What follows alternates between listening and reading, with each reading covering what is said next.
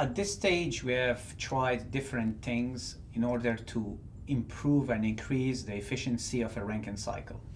If you remember well, we tried to increase the maximal temperature, try to reduce the pressure in the condenser, and also increase the pressure in the boiler.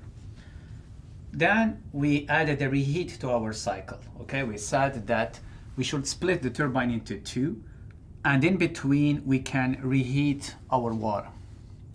So now the question, can we go a bit further? Can we still increase and further increase the efficiency of our Rankine cycle? In order to do so, we have to remember that the big boss of power cycles and any cycle is a Carnot cycle, okay? So we would like to see now how different is a Rankine cycle from a Carnot cycle. If you remember well, Carnot cycle is characterized by two types of processes. We had two isentropic processes and two isothermal heat addition. Do we have here the two isentropic processes? Yes, we do. We have here the turbine, it's isentropic, and we have the pump, it's also isentropic. Do we have now two heat addition and rejection at constant temperature? We can see that the condenser is doing this quite well, okay? Here we are rejecting heat Q out at a constant temperature. However, our issue is with the boiler, because you see here that the heat addition, our Q in, happens at different temperature, okay? So this difference in temperature between the inlet of our boiler and the exit is a characteristic of deviations, or tells you how far you are from an ideal Carnot cycle.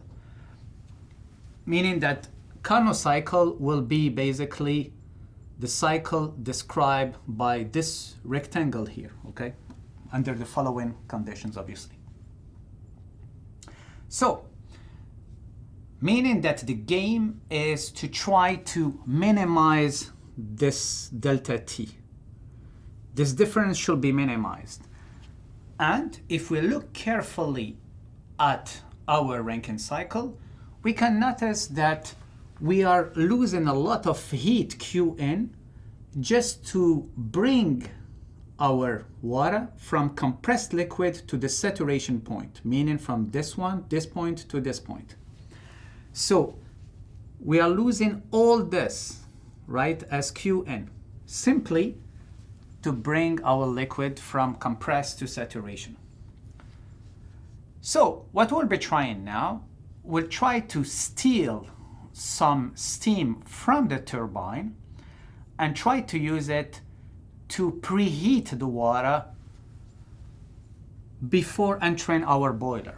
So if we manage to do so, for example, let's say if we manage to bring the inlet of the boiler to this point, so you will see now that here is our new delta T through the boiler. We are a bit closer to isothermal, but basically what we did is that we are limiting the difference in temperature between the inlet and the outlet of our boiler.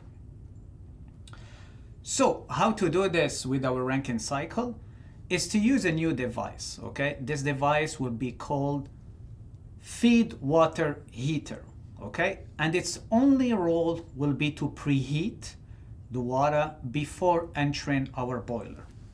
So let's sketch this here. So we'll add a new component. This component is a feed water heater. We will soon see that we have two of them, okay? Open and close. So now what we do is that let's steal some steam from the turbine, and what we can do here is that we will go from the condenser and also send it to this feed water heater. So meaning that this is our cold stream and this is our hot stream, okay? The stream from the turbine will be used to heat up the water coming from the condenser. And then after this, we go back to our pump, okay? So, meaning that here, what we are doing, we are stealing water from the turbine at a different pressure. So, meaning that we have to add a new pressure line here.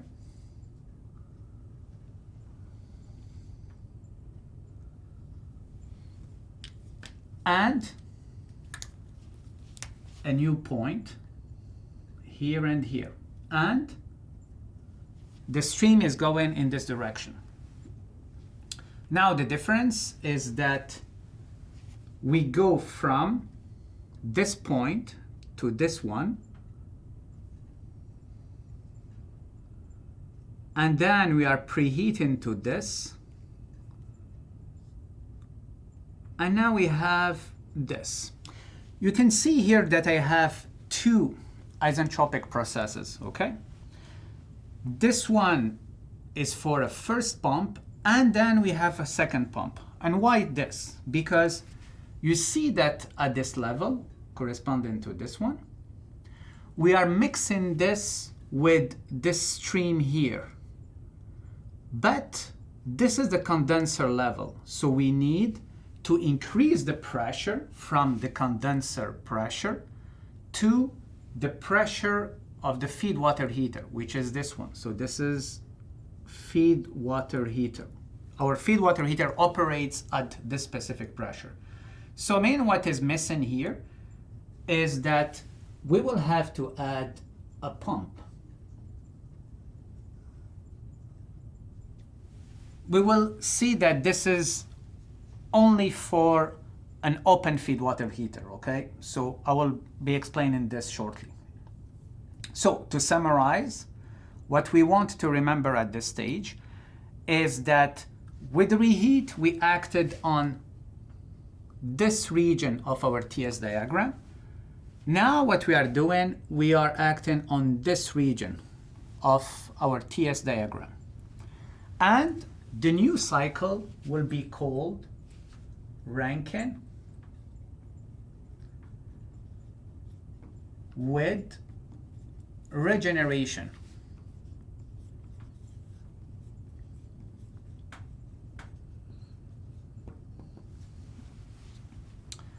So, why again? Because we were losing a lot of heat to bring our water from compressed liquid to the saturation point, okay?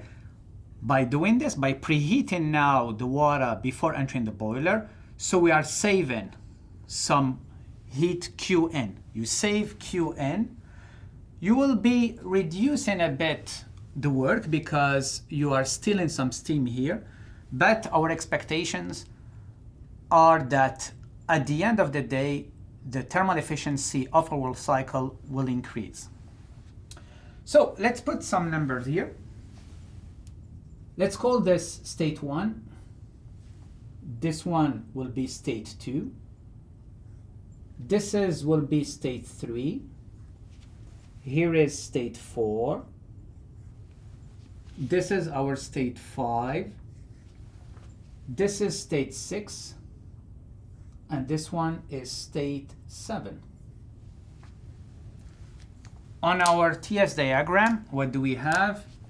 Here is state 1. This is state 2. Here is state 3. This is state 4. This is state 5, the maximal temperature, maximal pressure. Here, state 6, where we are stealing the steam. And this is state 7. And you can see it graphically that in our feed water heater, what we are doing, we are mixing 2 and 6 to give us 3. So we are mixing 2 and 6, and they will give us state 3, okay? In an ideal feed water heater, State 3, the exit here should be saturated liquid, okay? So now we added a new device and we called this device a feed water heater, okay? We have two types of feed water heaters. The first one is called open feed water heater. And the second one is called closed feed water heater.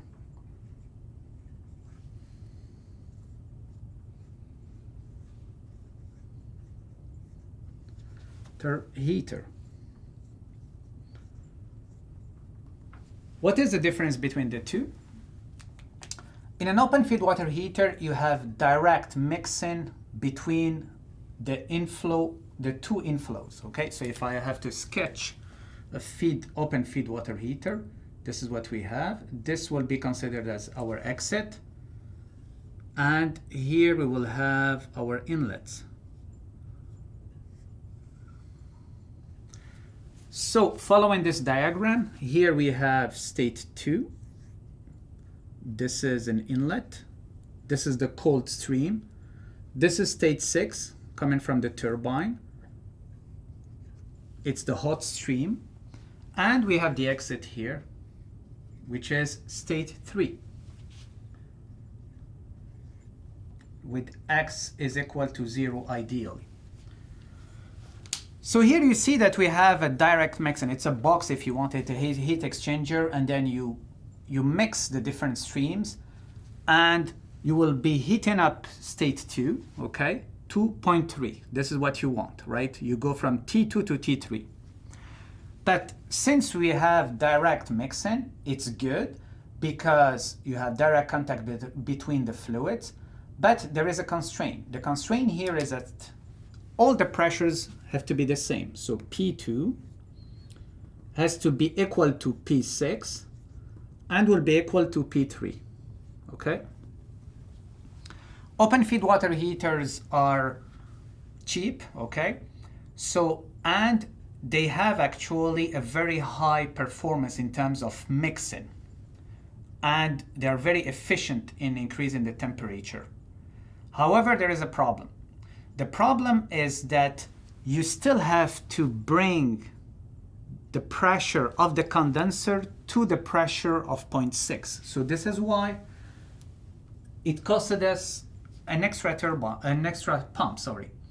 So for each open feed water heater that you will be adding, you will have to add a pump, okay?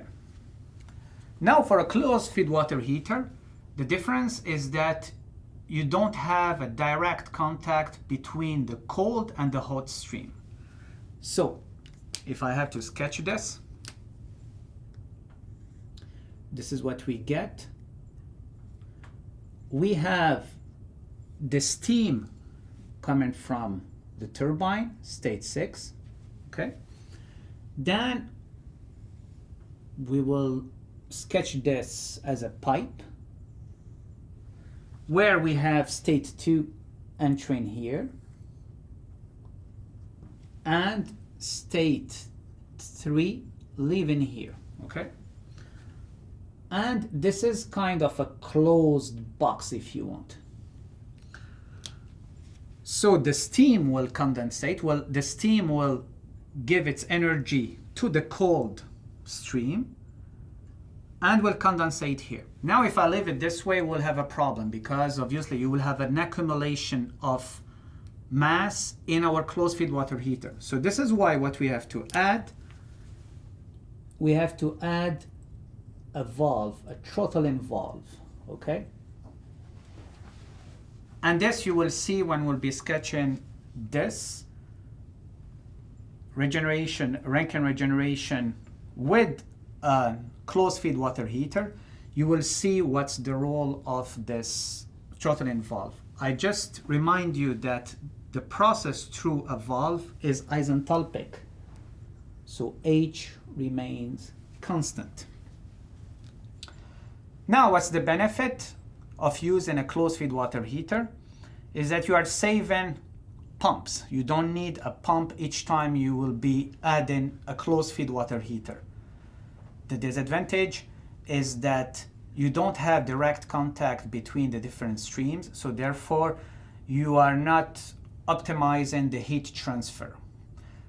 In reality, in practice, there will be a combination between the two types of feed water heaters, okay? Open feed water heaters and closed feed water heaters. In an ideal world, if you have access to a large number of feed water heaters, you can really reduce this difference in temperature and approaching Carnot efficiency, okay? But this will be at a very high cost, okay?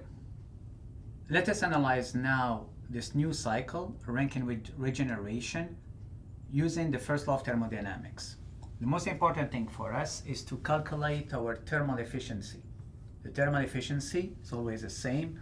It's defined as our work net, which is here the work of the turbine, because we can always neglect the work of the pumps compared to the work of the turbine, over Qn. Okay? So what is Qn here? So let's write Q dot N, which is the heat in the boiler.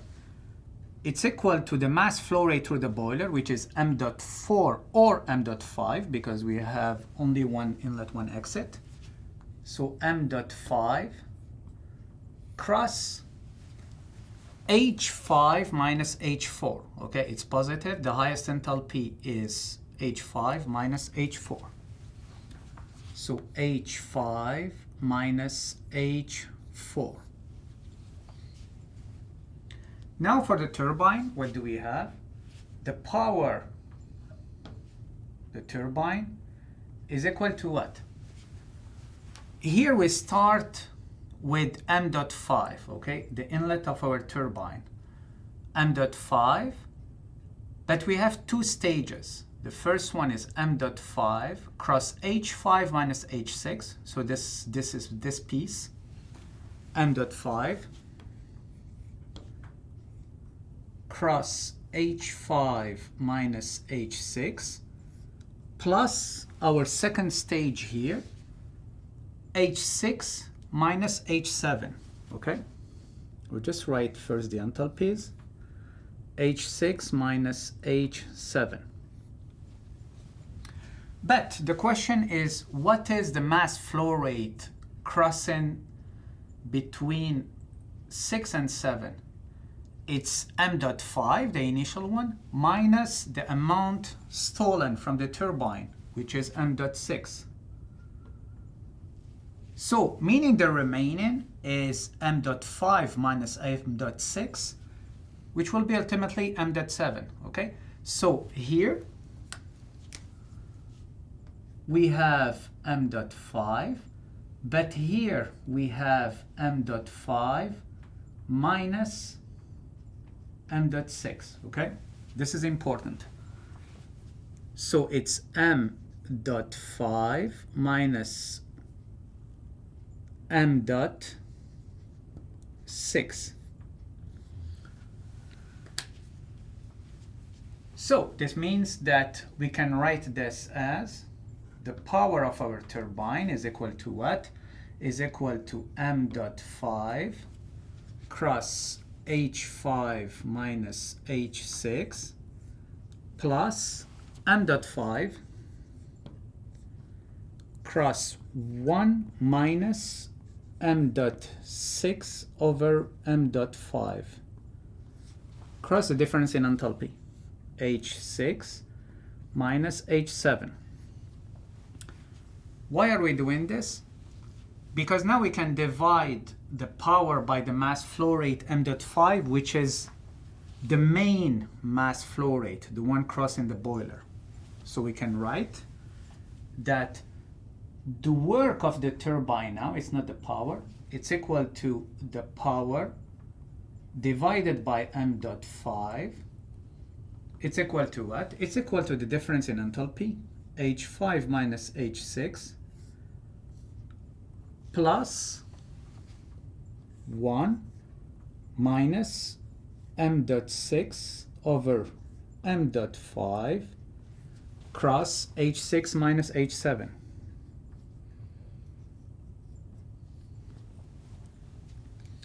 So now if you look at this term here, m dot 6 minus m dot 5, what does it represent? It represents the fraction or the amount of steam that was stolen from the turbine. Is the fraction of steam, m dot 6, compared to the main flow rate crossing the boiler, okay? We'll give it a name. Let's call it a fraction y. You will see that in Rankine with regeneration, we will be playing a lot with different fractions, x, y, z, and you will see that the game will always be how to get those fractions, okay?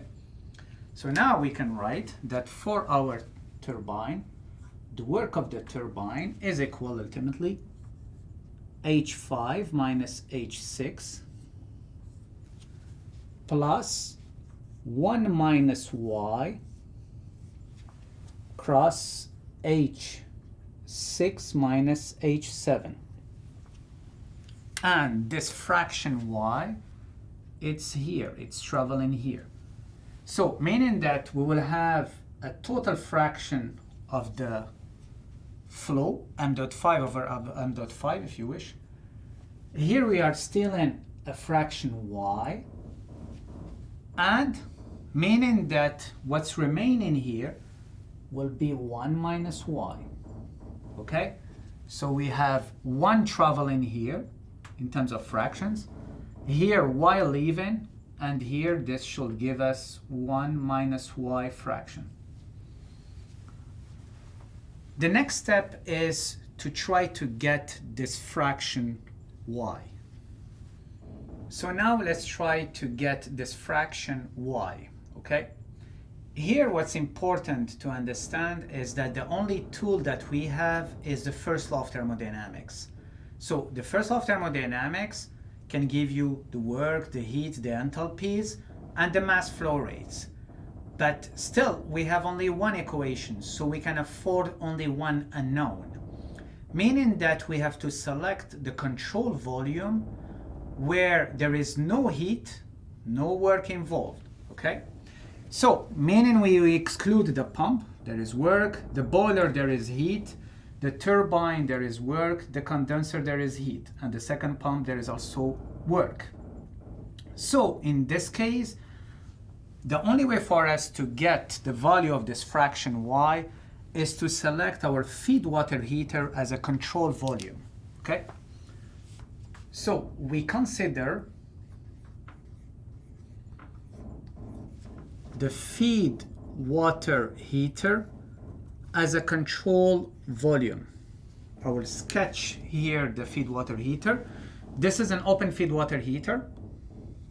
So what do we have? We have 2 inlets that are the same pressure. Coming from the turbine, we have state 6. And coming from the condenser after an increase in pressure, state 2. And our exit is state 3. Now, in terms of fractions, what do we have? We have here y fractions. So we are extracting, stealing a y fraction of the total mass flow rate from the turbine. And here what do we have? Since here it's 1, here is y, so therefore the remaining here is 1 minus y. So we have here 1 minus y fraction. And when we combine them, this will give us the total mass flow rate, 1 minus y plus y. This will give us the total fraction 1. Let's apply now the first law of thermodynamics. So this is the feed water heater. So do we have heat involved? No. Okay, do we have work involved? No. We have to be careful here because there is no heat involved because it's internal. Okay, if we select this as a control volume, obviously there is heat involved inside because we are mixing them, and this is the objective of a feed water heater. But for us, this is internal, so the heat is not crossing the boundaries of the system. So therefore, we don't consider this when writing the first law of thermodynamics. So we assume steady state, so this is 0, no work, no heat. So at the end of the day, what do we have? We have the summation of the mass flow rates cross the enthalpies, because we can neglect the variations in kinetic energy and potential energy at the inlet, is equal to the mass flow rate cross the enthalpies at the exit. How many inlets here? We have 2. So we can write the fraction y cross our enthalpy H6 plus the fraction 1 minus y cross our enthalpy H2 is equal to the exit. The exit has a fraction 1 cross H3. Okay? From here, we can get directly the value of y, with y is equal to H3 minus H2 over H6 minus H2. Okay? So this is what we get. We usually know the enthalpies, so therefore we can get the value of y, the fraction coming from the turbine. Knowing y, we can replace it here. Knowing the enthalpies again, we can know the work of the turbine. We can calculate the heat in, Q in the boiler, and therefore we can get our thermal efficiency. It's important also to look at this fraction y graphically. So here what we are saying, it's H3 minus H2 over H6 minus H2. So basically this is H3 minus H2. This is this. This is what we achieved. Okay, we started from H2 and we increased this to H3. But what was our maximal capacity? It was this. It was H6 minus H2. So this term, okay? So in Rankine with regeneration, we have to remember that it's extremely important to get the different fractions, okay? When you get the different fractions, here we are just using a fraction y, but you will see in more complex problems we will have 3, 4 different fractions. Then we will be using those fractions in order to calculate, for example, the heat, the work, or the thermal efficiency of our cycle.